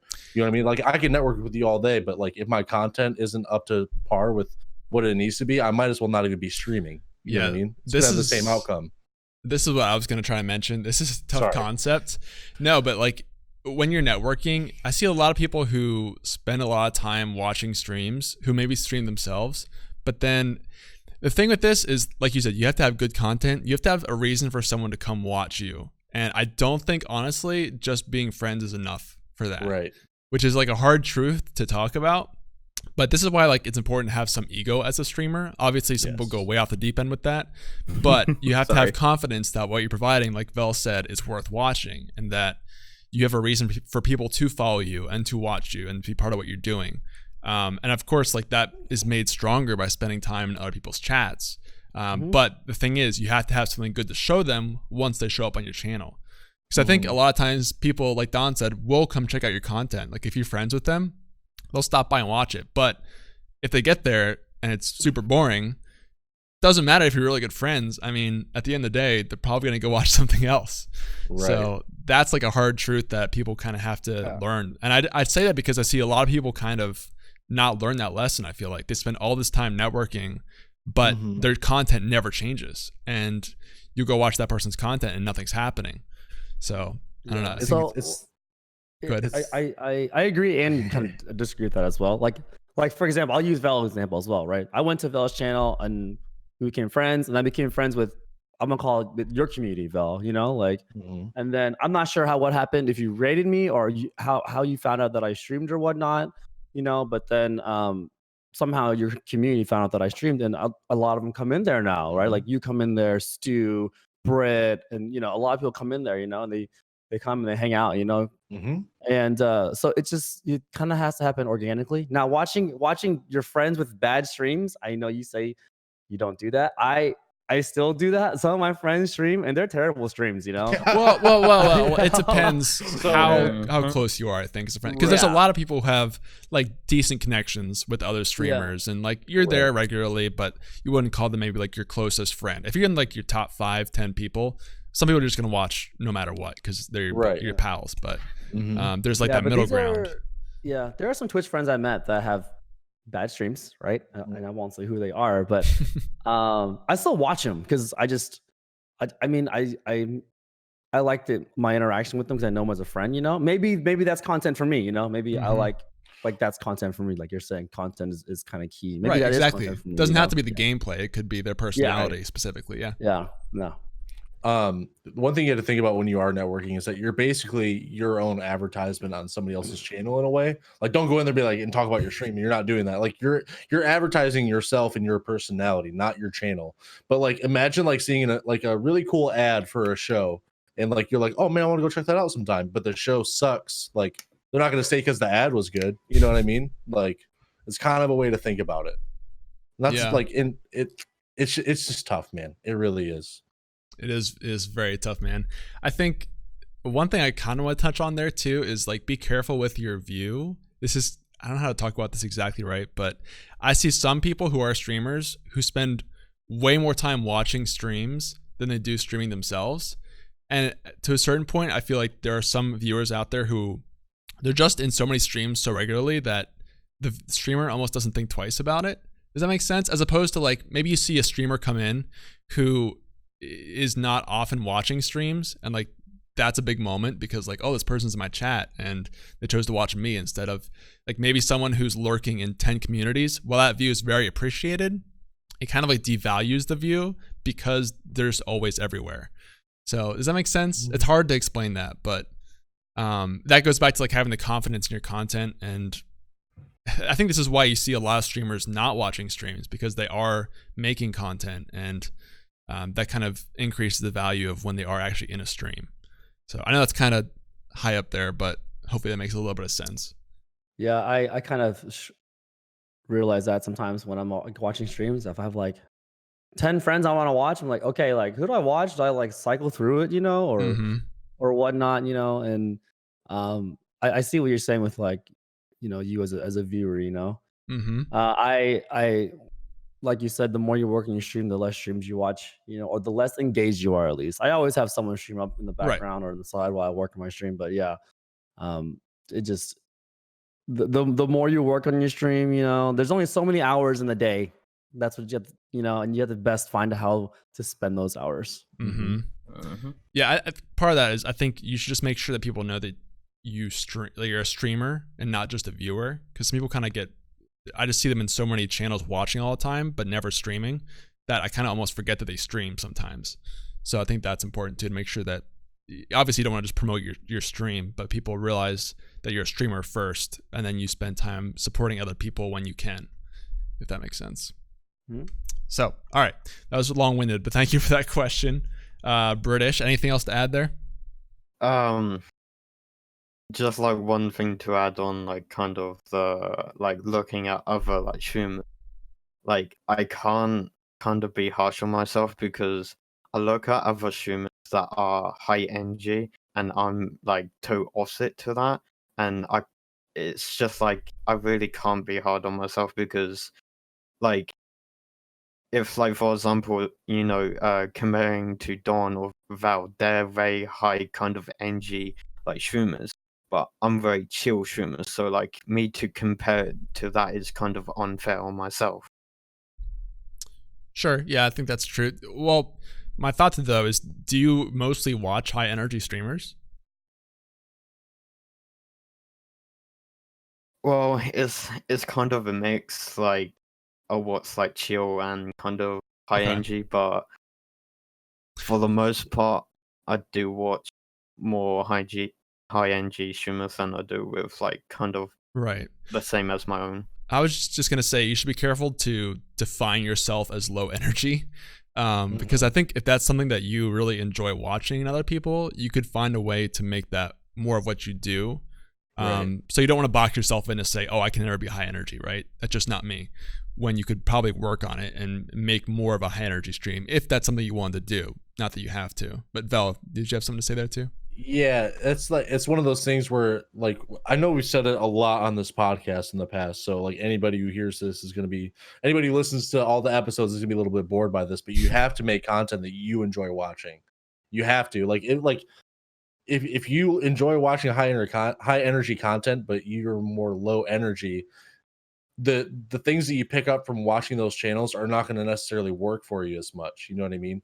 Like low energy streams compared to high energy streams, like the way that those channels are constructed and everything are totally different because they have to be different people. And so, like it's so different like between those two. So if you're picking up things from a high energy stream, but you're a low energy streamer, it's not really going to mesh that well. So you have to make the content that you would enjoy watching.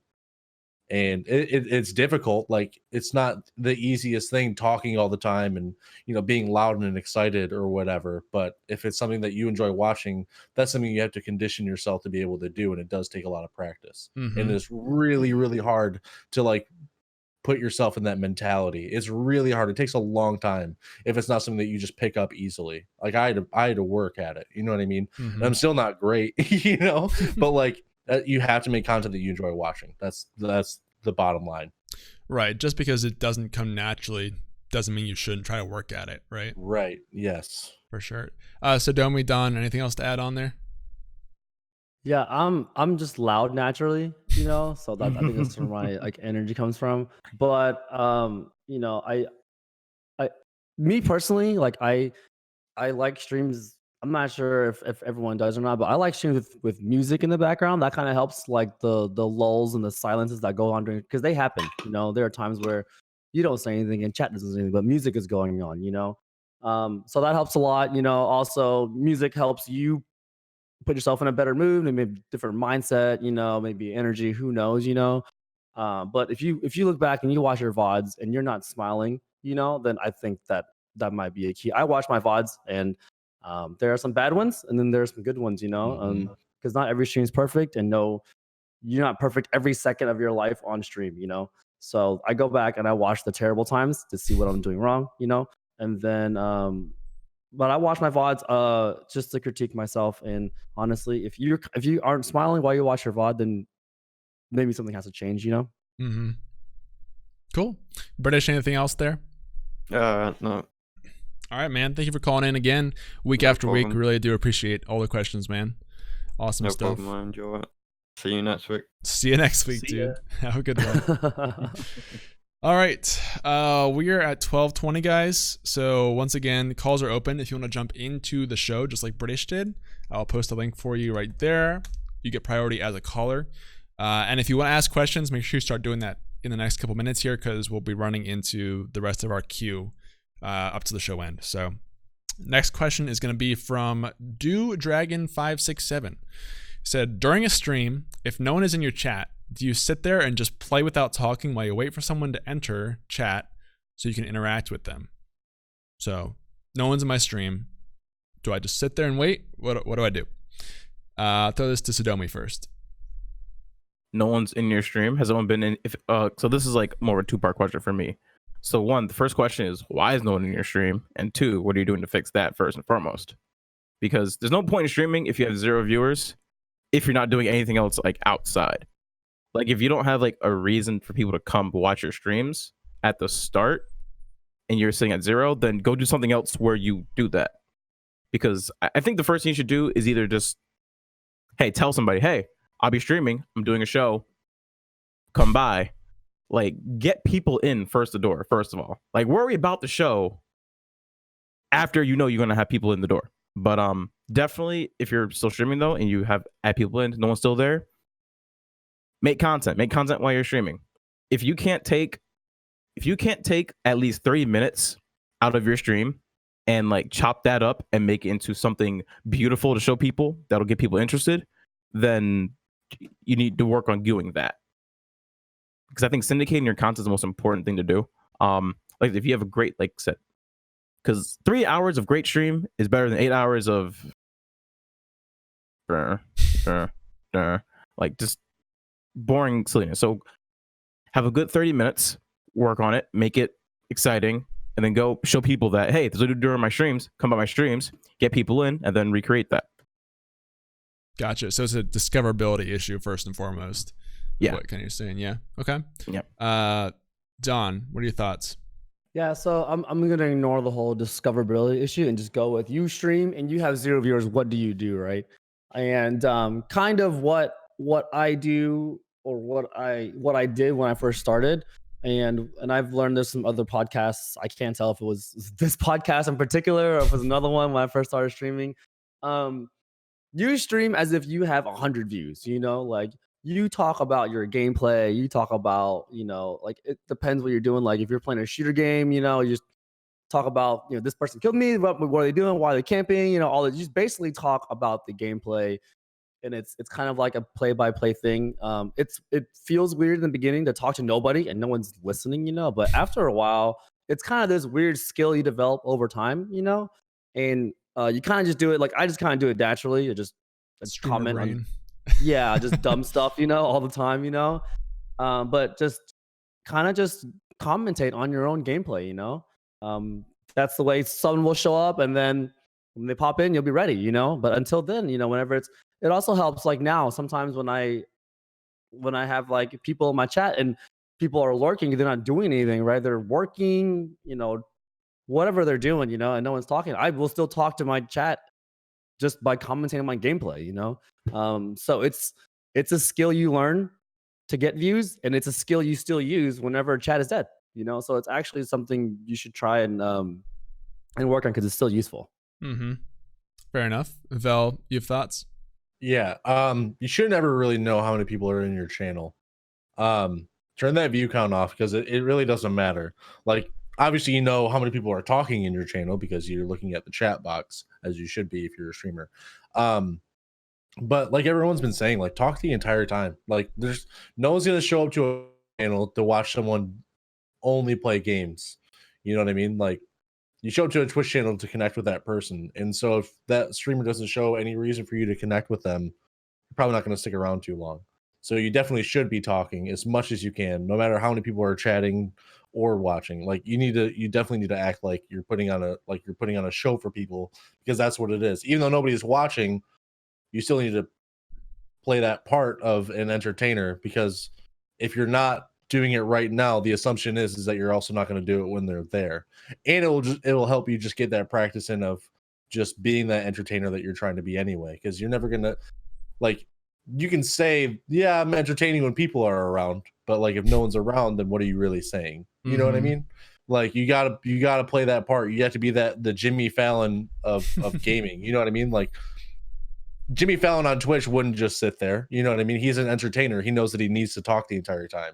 Like I guarantee if he were to just make his own Twitch channel without letting anybody know, it would grow pretty fast because he's just an entertaining guy. It's what he does. So you need to put yourself in that mentality of I'm here to put on a show and I'm going to do that. Not I'm here to put on a show when people show up because then it's never going to happen. Right. And kind of like the foundation of that is you have to give people a reason to chat. So viewership question aside, getting people into your channel, let's assume you have people in the channel who just aren't chatting, right? So you have to realize that people are not just going to chat of their own, you know, the goodness of their heart. They're going to start chatting with you. You have to give them something to chat about, or a lot of times you have to give them something very compelling to chat about, because the majority, I would say, people on Twitch don't chat actually. So you have to, you know, talk about something interesting, do something interesting. You're gonna have to create that prompt for people to respond to in the chat. And that's why it's not enough to just sit there and wait for someone to chat, because that's going to be a small minority of the time that happens. Instead, you have to create that chat and the reason to chat by making something interesting to respond to. So that's just like the baseline principle of why you should be doing these things, though, constantly chatting and narrating and acting like you have 1,000 viewers, because that's the type of stuff you should be doing to create more chat in your channel. But Sadomi, did you have something to add there? Yeah, so I kind of realized I didn't really answer the question though, but kind of building off what you said, Green. Yeah, that practice is key. Don't get me wrong, that is important. But definitely when you're doing it, pretend like you're, instead of streaming to 1,000 people, always have, don't let your viewers make your content for you. Have your own content, be there, and viewers are just there for the ride. And if they want to chime in, you'll interact with them. But if they're not there, nothing changes with your content, I'd say. Yeah. Stand on your own 2 feet. Right. It, just like you were saying, you have to, like Vel said, if you're only funny when other people are around, then, or are entertaining, are you actually entertaining? It's kind of interesting. Okay, the good question though. That's one of the baselines that we've gotten a lot of times. So hopefully that helps you out a lot. Do Dragon 567. Next question. I'm gonna try to read through this. It's a long one, so brace yourselves. From Fury LN says, I've created an environment in my stream where I'm known to read literally every message in my chat and respond. I think some guys are the same way. As I continue to grow, this of course becomes exceedingly difficult to keep up. I now keep having people ask why or tell me that I'm ignoring their messages when I accidentally miss them. What's the best way to handle that? I've tried telling them that I'm doing my best, but they get upset often still. Sorry for the essay of a question, and thank you. Okay, so first of all, good job trying to read every message. And it's obviously a challenge that everyone runs into at some point. Who wants to kick this one off first? Anybody? I'll throw it to Vel since Sadomi went last. Hey, there we go. Fair. It's awesome that you're reading everything. You definitely should be, because if someone takes the time to put something in your chat, you should definitely read it. It's difficult, and like I get blamed for reading chat backwards sometimes, because like I'll always like read the first thing I see and then I'll move up, but like sometimes that doesn't really work out, you know what I mean? So I need to get better about that. But at the end of the day, like you can meme your chat, you know what I mean? If they're actually getting upset with you, like just be like, dude, look, I'm doing stuff here, bro. You know what I mean? Like I there's a lot of stuff that you got to do, and just troll your chat if you want to. If they're giving you crap for not like reading their message, be like, dude, type it again, lol, you know, or like whatever you can do. Like just that's content. Anytime your chat says anything to you, it's content. It's just a choice of what you want to do with it. So troll your chat, do whatever you can, and you know, obviously try to be a little bit better about reading every message, even when it's difficult. And at some point, you're going to get to a point where it's literally just impossible. And then, like, just you know, keep memeing. You know what I mean? Like, just everything could be a meme, and everything could be made into content. Fair enough. Sadomi, your thoughts? So I have 2 ways of going about it. I have the more normal, accepted way, then I have the Sadomi way. Okay. So the more normal, accepted way, just. If chat's going too fast for you, just go through, read the ones, like read them in your head. You probably read them faster than out loud. You don't have to read every chat out loud. Okay, that's not a rule. You don't have to do it. I mean, it's nice. Some people like doing it. I personally don't. If I see something and like I think it's really intricate to the conversation, I'll read it out loud. If not, I'll just read it, acknowledge it, and then kind of add that to my current conversation I'm doing. I'll toss it out. If chat's moving super fast, not moving super fast, I'll read more. If it's moving super fast, I'll read less. But some way of doing it.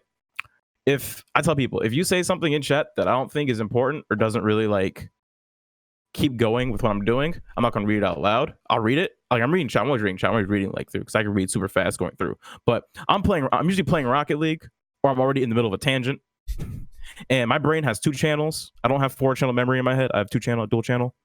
So I'll go through, I'll read it. And if it's important or pertains to the conversation, then I'll throw it in. I'll add it in. Or I'll just respond directly to it. Or I'd be like, hey, Don, yeah, I agree with that. Yeah, that's a good point. Or like, yeah, Veli, that's kind of funny. Or I green like, don't think you should do that, but okay, your choice. Kind of expedite that process. Mm-hmm. But if someone just says something like dumb in chat, I'm not gonna read that all the way through all the time. I don't know. I kind of just go through and keep it moving. Right. And I think it makes sense. You kind of speed up your responses as you need to. And I think everybody gets to that point too, where everyone should get to that point essentially, where you can't respond to every message because it moves too fast. So you're gonna have to make some adjustments there. You're not gonna be able to answer everybody at some point. I think that's just part of the growing pains of your channel. And obviously you see the top end streamers, they don't even respond to 99% of the chat messages in there. So there's obviously going to be a transition as you get there. But Don, you have thoughts on responding to a really fast chat? Yeah. So when you first start out, you want people there for interaction. So it's good to read every message, read as much as possible, in my opinion. Now my chat does tell me sometimes like, yo, read my message. I'm like, yo, chill out. Like what Val says, I'm playing games. If I miss it, just type it again, forehead. Like I don't get it. And then I also meet my chat. If they're like, yo, read my message, and I'm just like, okay, well, either I don't like your message or get ignored. It's just make a joke out of it. Be funny about it. Mm-hmm. If they're an adult, they will type it again and they won't care. Mm-hmm. If they're a 13-year-old, different story. They're complaining and be like, you don't like me, blah blah blah blah blah blah. But I think what you should do is read as much as you can, and if you can't read it all, pick the highlights, and then from there, your chat, if your chat's there for you, I think whether you read it or not, they'll hopefully say, hopefully your content speaks for itself, and they like you. But look, at some point, I told my chat, I go, yo, I can't read chat, like I'll read it, I'll catch up in a little bit. You can always do that. Put chat on a pause, until you get to a pause in the game, and catch up with chat later. That's one way I've seen people do it. I also told my chat, I go, yo, at some point, if I ever get big, I can't read any of y'all's chats. If that ever happens, you should be super happy for me, okay? Like that's just the way it is, You should be super. If I ever get to that point where I can't read your message, right? You should be super happy for me, right? So Money, to sum it up, yeah, read as much as you can, and then if they get mad about a message, just ask them to type it again, Right. No, I think that makes sense. So I think this might happen sometimes to people who've been in your stream the longest, who've gotten used to that, responding to every message. And as you grow, the ability to do that falls away. And that could be something that's tough to go through, I think. If you see someone who is a regular and has been there for potentially years, start to just not accept the fact that you can't get to their every message anymore. That might just be someone who has to move away from your channel, honestly. I think that's just part of the natural process and something that kind of sucks, but ultimately it's going to lead to more growth for your channel. So if you do have viewers like that, just be aware that the golden rule of Twitch is you can't make everyone happy. So that's going to be a process. Definitely toxic golden viewers. rule of life. Right. Absolutely. Yeah. Viewers not always right. Right. Don't let one viewer decide your entire channel, right? That goes for a bunch of things, whether you have a toxic mod or a toxic viewer or something, or someone who wants you to play a certain game, right? You have to learn to balance everyone's requests for the greater good, essentially, instead of just one person's need. So hopefully it makes sense. Good question, though. That's a really good one for people who are growing, Fury, so thank you. Next question is from Dat Glass, who says, curious, people talk about making content other than streaming, putting things on Instagram, on YouTube. Curious as to how to start learning the skills required to do that. How did you, if you did, get going on that? So let's throw this to Sadomi first, since you preached earlier about diversifying content. How did you start that process? How did you learn those things? Research, practice, research, practice, practice, practice, research, practice. And what I mean by that is, so do some research, put something out there. It's going to be garbage. Put something out there again. It's going to be a bit less garbage. Do some research, put something out there. It's going to be pretty good. And then just keep doing that. Because the more you do it, the more you learn, the faster you get at it, and the more you get comfortable doing it. Where are you researching? So, pretty much any source, a really good source, like I said, I always preach this book, Gary V, crush it. Good source for reading on how to diversify things and how to kind of also spread out content. Also, look at content creators who have followings on a lot of different social media platforms. The Black Hokage is a good one. He has a good Twitch following, a good YouTube following, a good Twitter and Instagram following, and he does a lot of different stuff, but all ties into a general brand. So, and one thing he also preaches too is syndicating your content, being able to make something that you can post multiple places. All you can do is just change up how it looks a little bit, change the content a tiny bit so it's more catered to that platform, and then just keep doing that. Because I've seen him do that. I've seen a lot of who else does it really well, I think. I'm drawing a blank right now, but Gary V again, right? Always. Yep. Good people who do it, and if you kind of see how they do it, they post a lot, and you get quality from doing it a lot, like practice. Like the man who practiced 10 kicks versus the man who practiced 1,000 kicks. Kind of same thing. You got to keep working at it. It's not like it's not going to be easy at first, but over time, you get faster doing it. You get more efficient at doing it. You learn, okay, boom, boom, boom, boom. You create your templates. But most of your research and learning comes from looking at other people who are doing it and kind of emulating what you like about what they're doing. Gotcha. Okay. Vel or Don, have you guys tried to really push into other platforms as well? And where did you kind of learn those techniques? I hired you to do my YouTube. But aside from that, like it's all about like knowing who you are as a content creator and like what your style of everything is and how to implement it best on that specific platform. Like I'm currently going to be looking into, figuring out how I can personally use Twitter the best for me. You know what I mean? Because obviously no one's going to be paying attention to going live tweets aside from people who are already following my Twitter or my Twitch channel. So it's just about using that specific platform to the best of my ability for a little bit more discoverability somehow. Well, so for that process with Twitter, do you have places in mind you're going to try to learn about how to use it? Mostly like looking at my friends' Twitter accounts, seeing how they use it and comparing it to like this matches their personality. That's why they're doing so well on this specific platform. Like plays with Jambo. She's a great streamer and her Twitter account is hilarious. She makes like the funniest tweets, you know what I mean? But that makes sense for her and her channel. And just, seeing how people use it differently and use it effectively is really important. It's the same as watching another streamer on Twitch, seeing like getting any sort of inspiration that you can. Awesome. Don, how about you, man? Because I know you've done a lot of this stuff with businesses and everything else. Yeah. So so currently I don't create content for other platforms, unless you count Mixer and Twitch or whatnot. But my general thing is kind of what Sadomi says is just do it, forehead, like the more you do it, the better you get at it, and I've always been more of a talker, I'm not a talker. I've always been more of a doer, not a talker, and in terms of businesses, you kind of just you don't know like what you can do or how good you are until you actually go and do it. Like no one's going to give you, if you don't believe in yourself, no one will, if you don't give yourself a shot, no one will. So if you want to go and create content or make some kind of for a different platform, go try it, go try it, watch it, critique it, and then improve, basically what Sadomi just said. Yeah, I think so. MPI in the chat mentioned YouTube tutorials specifically for editing and things like that. I think that's really good stuff. There's a lot of actual good content on strategy on YouTube as well, like for Instagram stuff and, how to learn the YouTube algorithm and everything involved there. There's a lot of good educational stuff there. Or, you know, like these guys said, you can always just go look at what other people are doing that's successful and then emulate some of that in your own brand, I think. But just getting started, like you said, is so important. Just try something, and the whole way you grow at anything is by trying and, you know, trial and error and make adjustments over time and see what works and what doesn't, and double down on what does, move away from what doesn't.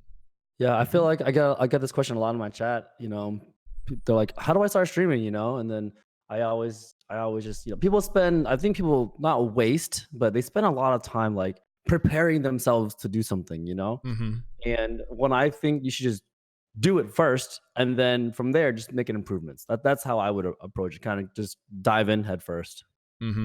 Absolutely agree. Cool. Anything else to add there, guys, at this point? Sadomi looked like he was about to say something for a sec there. Oh, no. That was all I got. That's all I had. Cool. Thank you for the question. That was from Dat Glass. Hopefully that's helpful. Good question. So I think we are out of questions. So Marmar, I don't think that was a question, but I'll read that in a sec there. Did you guys have any things you saw this week with streaming that you want to talk about? Maybe Modern Warfare, any of that stuff kicking off? I know they had some difficulties when it launched, or anything else that you've seen this week? I love Modern Warfare. Modern Warfare is a lot of fun. I've mostly just been AFK for the past like week and a half, so I don't really have too much as far as like my own topics to talk about. I apologize. Yeah, that's good. I can talk about Modern Warfare a little bit. Sure, yeah, because you've been streaming it, right? Yeah, so I don't get tilted in games ever. Like Siege doesn't tilt me, nothing tilts me. But Call of Duty tilts me. I rage quit in COD so many times this weekend. I can't count. You know. Also, I'm gonna touch on Mixer for a second. You know, the audience in Mixer is kind of immature and kind of toxic sometimes. I've banned 20 people in 2 days. I have banned 20 people in 2 days, dude. Wow. They come in with some just weird stuff, and I just like, no, I'm just ban them. But Mixer, you know what? Did you know that on Mixer you can push 10K bitrate on Mixer? What? I didn't. Nuts. Yeah. I pushed. Yeah. Go ahead, Vel. That's crazy. Oh, your mic. 10K. So I pushed 10K bitrate in Mixer, and this quality is insane. Crisp. Like, it is insane. Like, it's almost double my Twitch quality. I'm like, man, it is nutty. So I did not know you can push 10K bitrate. So when I did, it was awesome. And do they have more transcoding on Mixer, like across the board? Anybody know? I don't know. I don't know, to be honest. So Mixer does an auto transcoding. Well, it'll detect your device settings, and it will, or your internet or whatever. I'm not sure exactly how it works, but it will auto change it for you. Okay, I think you're right, because I always get different qualities when I go into Mixer streams. So Yeah, that seems right. It does that sometimes. Yeah. So from my chat says that sometimes Twitch will like pause and, you know, buffer or whatnot, but apparently on Mixer it never happens over there. And from the Mixer streams that I've watched, never happens either. So in some way, if they're transcoding or encoding, or I don't know the difference, to be honest, whatever they're doing to produce their streams on their end it's very good. It's very well done. Chat, it's a different interface, so I guess you have to get used to it. Sparks versus Embers got me confused for a long time. I still call them bits, but whatever. Okay. So. They probably love that so much. Yeah. Well, it's interesting that you mentioned the kind of the community issues, because everything I've heard with Mixer is really positive chat, and everyone loves the community, and it's so good.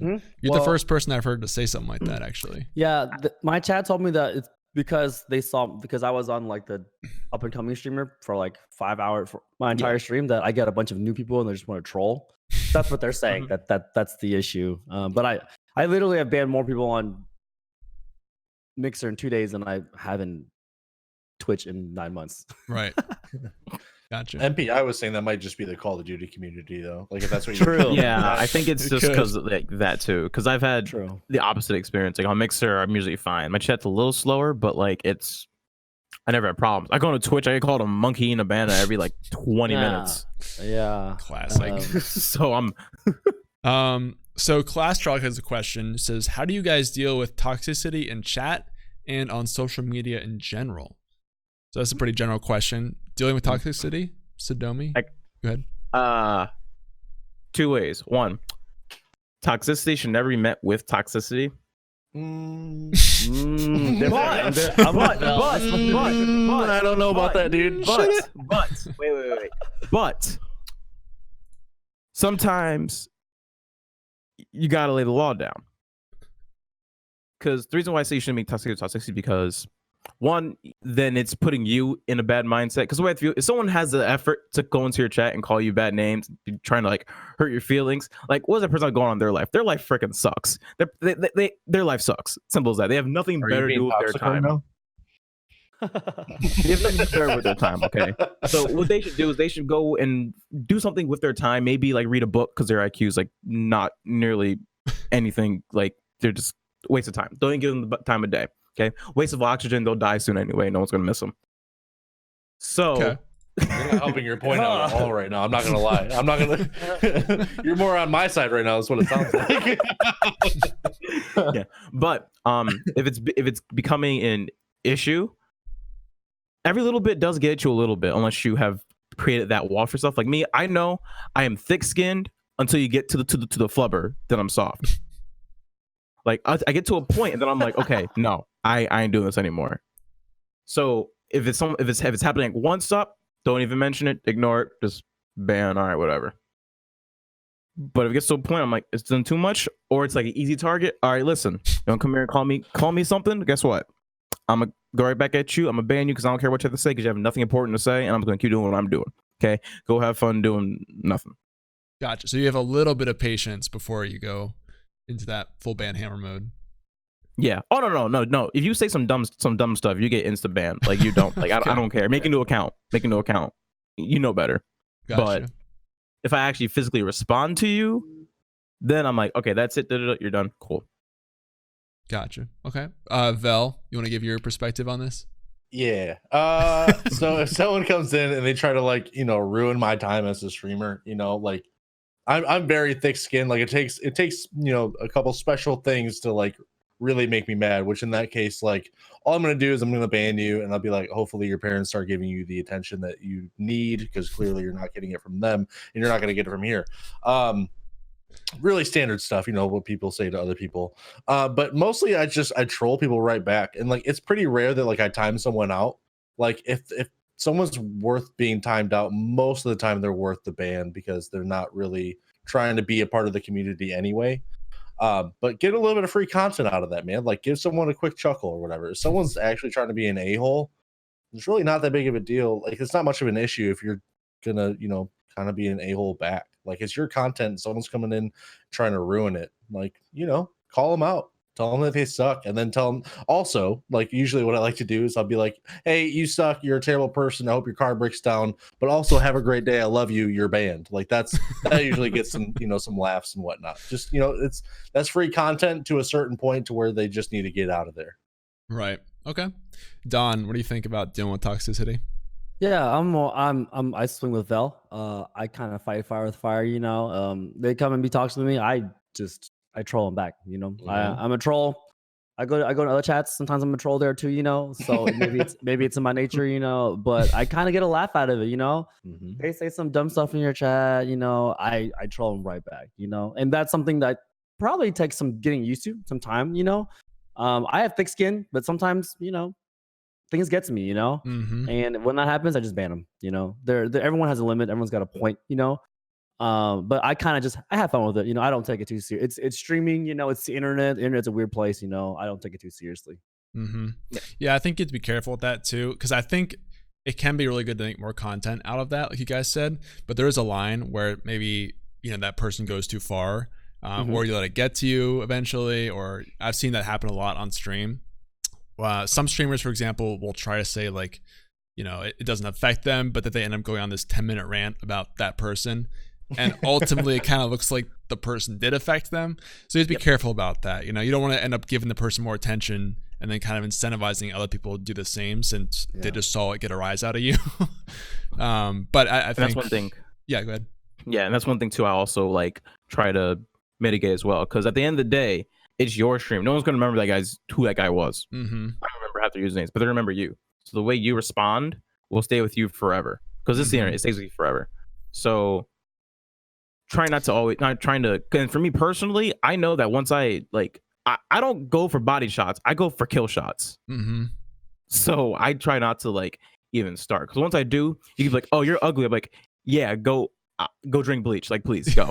But like I said, I escalate, so I know that about myself, so I don't like partake as much. Right. But I try to like, mitigate as much as I can. Maybe Sadomi's toxic. Yeah, I was just gonna- Have you not heard me this entire podcast? I'm toxic as hell. This dude says I don't fight it back with toxicity. Tells them to not. Yeah, wow. Like that's we're what not I'm even on the saying. same The level. inner We're beast. above I where I'm at, escalate. is what's going on right now. I will tell you. I will tell you stuff about your mother that you will want to actually come kill me for. But I go up. I escalate. So I try to keep it down here so I don't have to go up there. For everyone's sake, yeah. All right, so last question I'll jump on to. We have about 3 minutes left here. Swagger TV in chat said, I've seen a lot of issues with the new Call of Duty, so they are currently having problems with Xbox One X. My dad had to restart his Xbox 40 times. They need to fix it. PC problems too. Basically, did you guys have any experiences with issues with Call of Duty? Maybe Don? I've had my game crash maybe once or twice. Some of my friends have had that issue as well.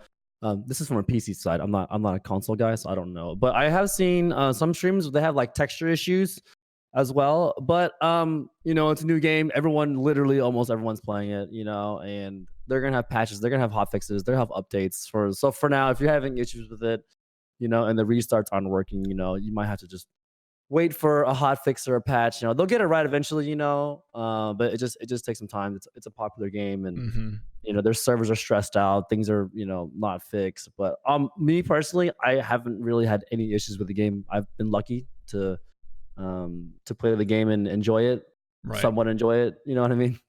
Yeah, and I think viewers should understand. I mean, there was a lot of talk how Shroud's first stream on Mixer was mostly just the load screen for Call of Duty because you couldn't get in the game most of the time. That was my stream too. 2 hours. Yeah, 2 exactly. hours of that. So that's not your fault though, right? I mean, that's on the game, Yeah. and most viewers are dealing with the exact same thing, so they should be pretty understanding.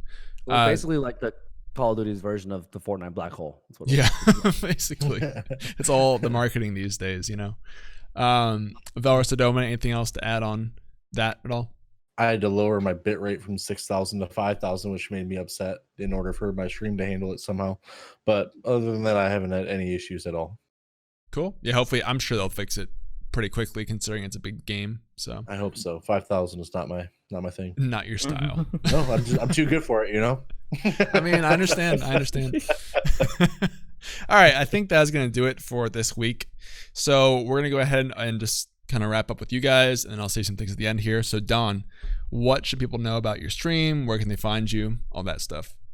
Yeah, you can find me on Twitch at DonTranX or Mixer, I guess, at DonTran. I stream FPS games. I'm actually not a serious streamer if you're in my stream. I'm kind of like try to be like a male entertainer, but not in the traditional sense. I just kind of do other things. You'll see different scenes. Other things. I do.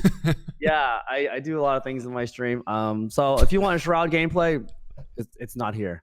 If you want someone just having fun, being a dummy on stream, that's pretty much me. But mainly FPS guy. Gotcha. Cool. Well, then you'll be at home on Mixer for sure. Sadomi, what should people know about you? Where can they find you at? Everyone, I'm Sadomi. I am a Rocket League player trying to get a little competitive in here. We're pushing that GC rank, then we're going up and higher and higher. But can I talk about the charity stream already? Or Yeah, that's fine. We're doing that soon. Perfect. Yeah. So charity stream, if you guys don't know, we're doing it for Blue Star Service Dogs for Veterans Day. So on Saturday, November 9th at around 6 p.m. Times might change up a little bit, but we're hosting a Rocket League tournament. Hopefully, we're trying to get some money raised up to support that beautiful foundation. So hopefully tune in then. Sweet. Yeah, we'll talk more about the charity stream as it gets closer. That's next weekend, and a lot of people are going to be part of that, so stay tuned, guys. Vel, last but not least, your turn. I am Veloc_TV, and I stream mostly FPS games on Twitch. And that charity stream, it's good stuff. That's a good organization, good people doing really good things for people who really deserve it. Like, I know it's a lot of crazy things going on, but that organization, it definitely means a lot to everybody at TRUgaming and the entire Tru community. We've done 2 charity streams for them now, I think. 2, right? And they've both just been crazy. And last year was really good 10K. Things. Yeah, last year was nuts. I mean, the first year, I mean, I guess every time we've done a charity stream for them, we've broken the record for we've raised in a charity stream, which is really, really cool. And like yeah, it's just a really good organization doing really awesome things. And if you have any questions, you can always come to my channel because I happen to know quite a lot about them. So Hey. Sweet. Go check them out, guys. So yeah, let me talk about some of that stuff really quick. First of all, this is Stream Key. We do this every single Monday at 11 a.m. Eastern. If you want to come back next week, we'll be here doing the same thing. Maybe talking about more streamers jumping to Mixer. You never know. But yeah, so we'll be streaming a couple extra streams this week. First of all, there's all the True shows, so True Talk, True Fam, etc. But we're doing a special Halloween stream on Thursday. If you want to come by for that, there's gonna be some stuff, giveaways and stuff during that stream. And then the following weekend, like we touched on, is the charity stream. There'll be more details on that coming out later this week. If you want to sign up, you can do so in the Discord later today. So stick around for that. Also, if you are listening to the show after the fact, if you're on iTunes, Spotify, whatever, thank you for watching. And please leave us a review or comment if you want us to talk about your question on the show. You can always do that on Twitter, Discord, email, etc. But that's going to do it for us for this week, guys. So we'll see you next Monday. And until then, Sadomi, you want to say it? Blaze it! Hey, I mixed it up this time. All right. See you guys later. Take it easy.